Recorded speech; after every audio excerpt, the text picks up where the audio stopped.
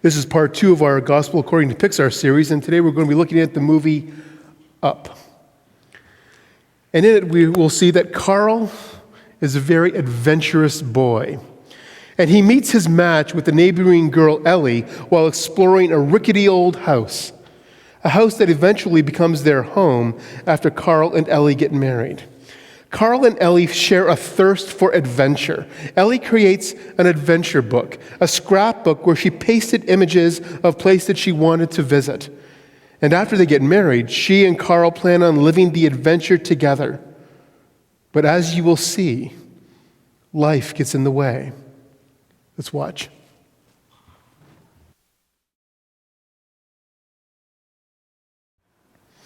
I don't know about you, but the first time I saw that with my daughters, I felt blindsided. I took my daughters to see this movie thinking it was just another quality Pixar film, but after that montage, I was a bit of a wreck and a little embarrassed that I was weeping in the movie theater. Oh, here we go. A little bit more.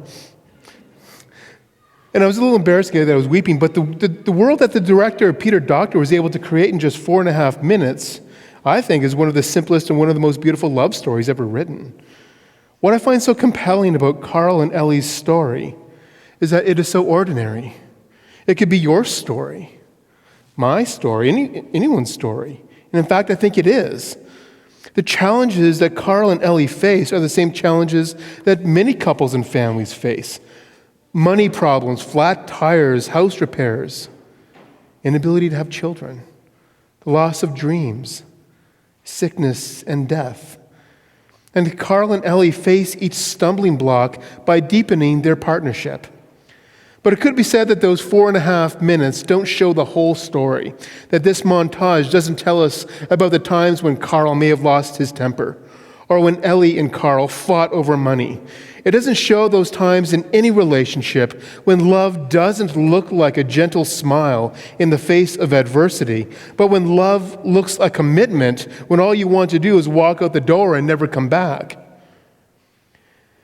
So maybe that's why we're so drawn to Carl and Ellie. They have a relationship that we might wish we had, or at least we aspire to. They wanted to live life's adventure together. But the adventure that they had planned for got lost along the way as life stepped in and put roadblocks on their adventurous urges. The adventure book got put away, left to sit among the other books they collected, and their dream to see Paradise Falls evaporates into the routine of daily living. And after Ellie dies, Carl is a changed man. He's become stubborn and cantankerous. He resists moving out of the house partly because, well, that's his home, but also to move out would mean finally leaving his life with Ellie behind.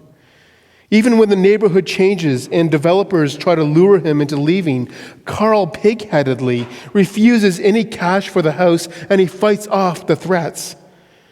Then after a physical altercation with a construction worker who mishandled the mailbox that he and Ellie decorated together, Carl finds himself in front of a judge who orders him to a retirement home. Defeated, he returns home. But defiant, he ties thousands of balloons to his house to keep his promise to Ellie to see Paradise Falls and turns his home into a makeshift aircraft. But Carl doesn't notice Russell, the young wilderness explorer who has snuck into the house and is a stowaway on board traveling to South America with Paul. They survive a thunderstorm and make it to Tepui, which sits just across the cavern from Paradise Falls. Russell then befriends a colorful bird whom he names Kevin and introduces them to a dog named Doug, spelled D-U-G, who can talk through the help of a special collar.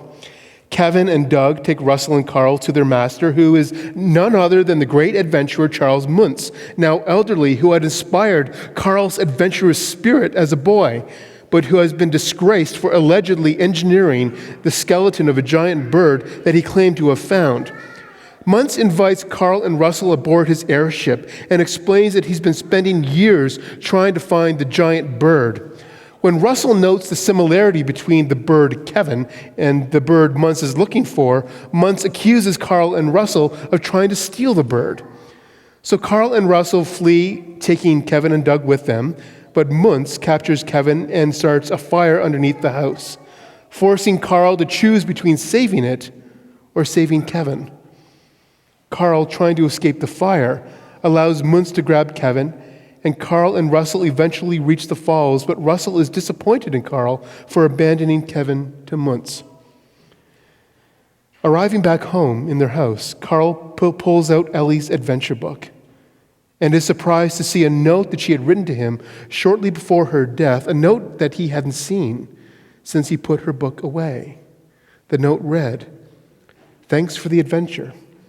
No, now go have a new one. Love, Ellie." With renewed determination, Carl tries to find Russell, only to see him floating with some balloons to go to rescue Kevin. Carl empties his house to help lighten it so that the balloons can lift the house once again, and he joins Russell in the rescue effort. Muntz captures Russell, but Carl finds a way to board Muntz's airship mid-flight and frees both Russell and Kevin. Muntz chases them around the airship, finally cornering Doug, Kevin, and Russell inside Carl's house. Carl lures Kevin back onto the airship with Doug and Russell clinging to Kevin's back. And when Muntz leaps after them to grab them, his foot catches on some balloon cords and he falls to his death. The house then falls out of sight through the clouds. Carl and Russell reunite Kevin with her chicks. Yes, apparently Kevin is a female. And then fly the airship back to the city. Carl presents Russell with his final Wilderness Explorer badge, a grape soda cap that Ellie gave to Carl when they first met and made their promise. And now a new promise has been made. Carl becomes Russell's adopted grandfather. Carl and Russell then enjoy some ice cream together. And as Russell and Carl are celebrating their new friendship, Carl's house lands on the cliff beside Paradise Falls, fulfilling Carl's promise to Ellie. Carl must have been deeply disappointed to learn that his childhood hero turned out to be so awful. His adventurous imagination was ignited by Muntz's tales of exploration. But it wasn't Charles Muntz who taught Carl how to live a life of adventure. Carl ultimately found adventure not in world travel, not in defeating the bad guy, not in rescuing Kevin and Russell and Doug. Carl ultimately found adventure in love. He learned that love is the greatest adventure. He learned that he grew the most when he was open to deep connection and intimacy. When Carl found the note from Ellie thanking him for the adventure, then setting him on to a new one, she didn't mean just go to Paradise Falls, but to look for the adventure in deep human connection. That's what set Carl back out after Russell, to seek the adventure of grandfatherly love with Russell and the sacrificial love of saving Kevin and Doug. That's the kind of love that Paul talked about today in our reading. He said, love is patient. Love is kind. Love is not envious or boastful or arrogant or rude. It does not insist on its own way. It is not irritable or resentful. It does not rejoice in wrongdoing, but rejoices in the truth. Love bears all things, believes all things, hopes all things, endures all things. Love never ends. This passage is often read at weddings. But when this was read at Princess Diana's funeral in 1997, it is now regularly included while standing at gravesides. Because this passage is not about romantic love, and neither is this movie. It's a passage about love for family. It's about love for friends, about love for neighbor. It shows us a love that sacrifices, a love that commits, a love that seeks to improve ourselves and others, a love that builds up, a love that takes risks, a love that recognizes that even the body may die, love remains. A love that proudly displays a broken heart. A love that rises after falling. That's what Carl learned after finding Ellie's note. A love that's an adventure because it challenges us in the best ways. It challenges us to learn and grow. It challenges us to think of others. It challenges us to give and to receive. It challenges us to see beyond the borders of our selfish needs and to reach out into an intimacy that can only come from commitment. That sounds like life's greatest adventure, doesn't it? So this story is saying, go. Go live this adventure. Live this adventure of love. Love hard. Love strong. Be patient with others. Be kind. Celebrate those around you. Delight in the love you have been given and the love that you have given away.